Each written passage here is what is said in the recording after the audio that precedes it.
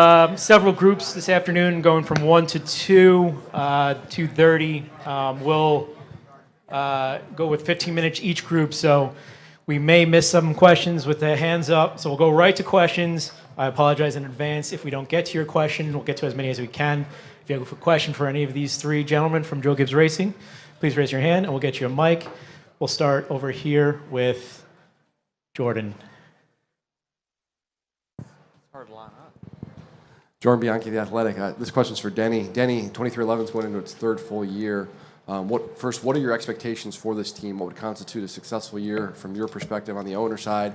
And then two, what gains have you seen from this team from year one to where it is now? As far as expectations, both making the playoffs, I think, is a reasonable goal. Bubba will have to take a little bit of a jump to do that, but I think that certainly the performance he's had at the end of last year kind of showed what his potential is. So I think both making the playoffs, and then if they can get into the round of 12 and keep going, then that's going to be a pretty successful year for us.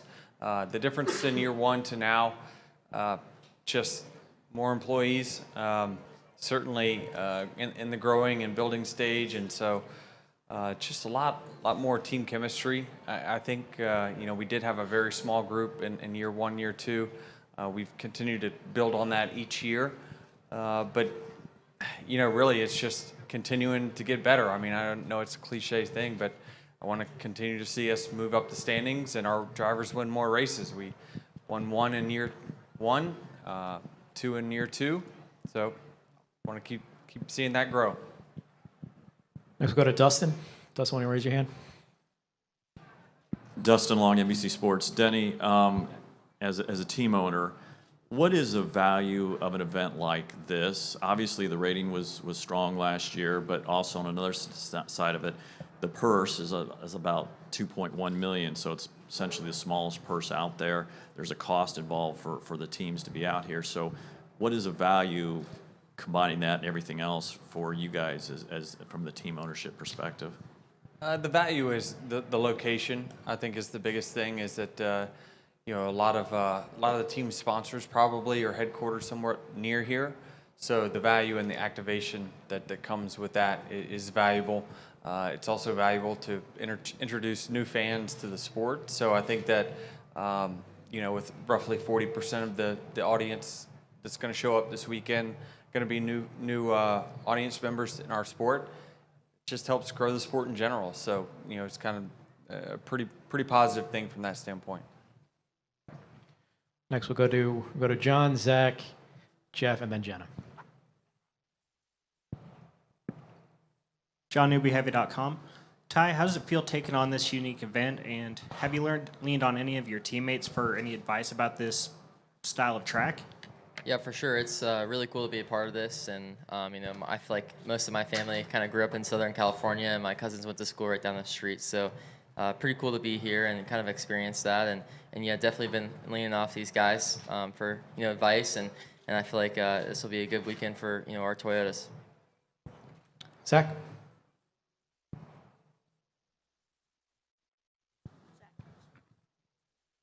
Zach Sternitlow with NASCAR.com. Denny, for you, as an owner, you had Ty in the car last year. What did you see through his growth as a driver in the Cup Series, and how prepared are you to have him as a teammate heading into the season?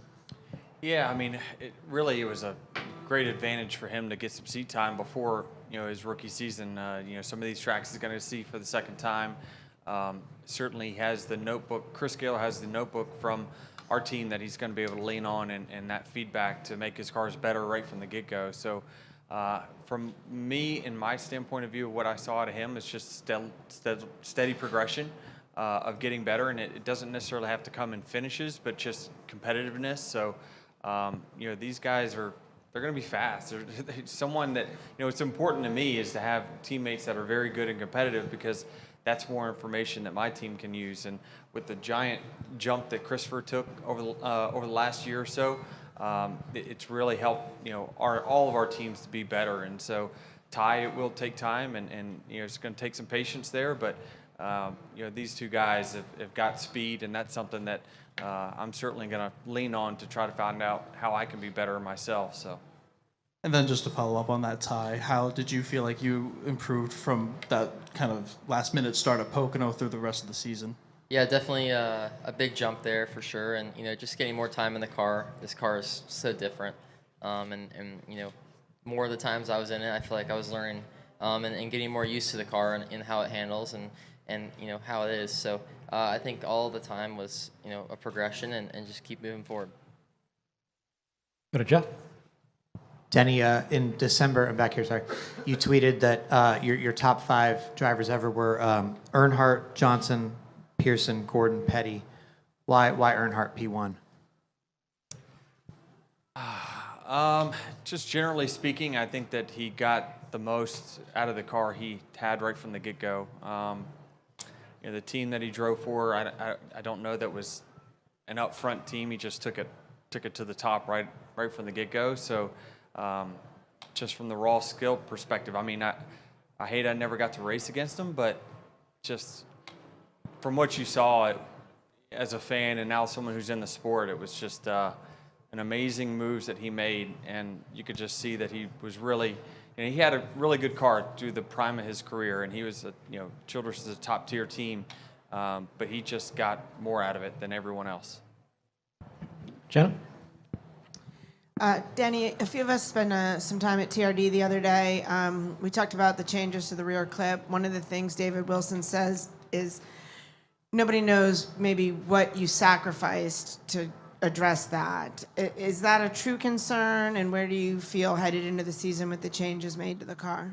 Yeah, I mean, you're always going to sacrifice something. I don't think anything's for free. When you soften something else takes more load. I mean, the load is what it is, so if something takes away from that, then something else gets it. So I don't think we really know exactly yet. I know through the test at COTA, there were some things shook loose in the back of the car that we didn't necessarily plan for, but again, this car's really still early in its stages, so we're just going to have to learn as we go, honestly. I don't really have the answer of what it is. It's going to, the cause and effect, because there will be some sort of effect. And Christopher, you made some news on the David Gravel podcast that you're not going to be able to do any extra racing anymore. What's that been like to process for you? Yeah, so, I feel like I need to, clear the air a little bit, and, my comments made on that definitely did not reflect my situation, my relationship with Joe, or, my standing with the team. Joe himself, the entire Gibbs family has been nothing but, helpful for me and inspiring for me. And Joe has not one time mentioned any sort of dislike for dirt track racing. The only thing was just his, wanting to keep me healthy, whether that was racing or being out on the lake or anything. He just had my best interest in mind, and I did a bad job of portraying that. So, I don't know what the future holds for me dirt track racing, but my comments were not well put. I think it pretty much means Joe values him for the long term and he needs him around. People like me, it's just like, whatever you want to do, man, it's fine. We'll go here in the back and then to Holly. Right behind you. Yep. Denny Dahlheim, FrontStretch.com. Denny, have you heard anything from Kurt regarding his health, and has he expressed interest in any specific dates that he would really like to participate in? Any events? Honestly, I haven't asked him. He's been traveling all over the place, and certainly he's here this weekend to help our drivers out. But obviously, we're doing a third car in Daytona simply because we want to be prepared and be competitive if the day comes where he says he wants to race again. Holly? Christopher, I just wanted to ask you a little bit. I mean, I would assume that you come into this season with a whole lot of extra confidence after the way you raced last year, getting to the championship 4. Can you just maybe tell us a little bit about, I hate to say how it feels different, but it must in some way, and kind of how your expectations have risen? Yeah, I mean, last year was just such a learning curve, and I keep harping on the fact that we didn't really have practice and qualifying in 2021. And then in 2022, it really allowed myself and Adam to hone in on what I need in the car to be successful. And I, hope that just continues to get better and better. So, I think everyone in the garage area will say that their car this weekend at the Clash is going to be incredibly different than what they had a year ago here. So, I expect myself and Adam, to continue to gel and hopefully have more pace and more results. But I think at the end of the year, our performance on track was matching our results a little bit better, and hopefully we can continue that. Go back to Jordan for a follow-up.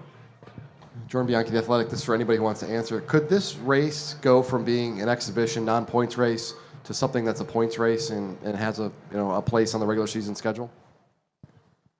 I'll let the veteran answer that one. I mean, sure. I think NASCAR, whatever deems it's important to them, I'm sure that having a race in this area is going to be very important. With the talk of the 2-mile oval in Fontana, having one more and then maybe taking a year off while it rebuilds. Certainly, I think they're going to be open to options, and maybe this does fall in that slot, and we go somewhere else for the Clash, possibly. Go to John and then Jeff.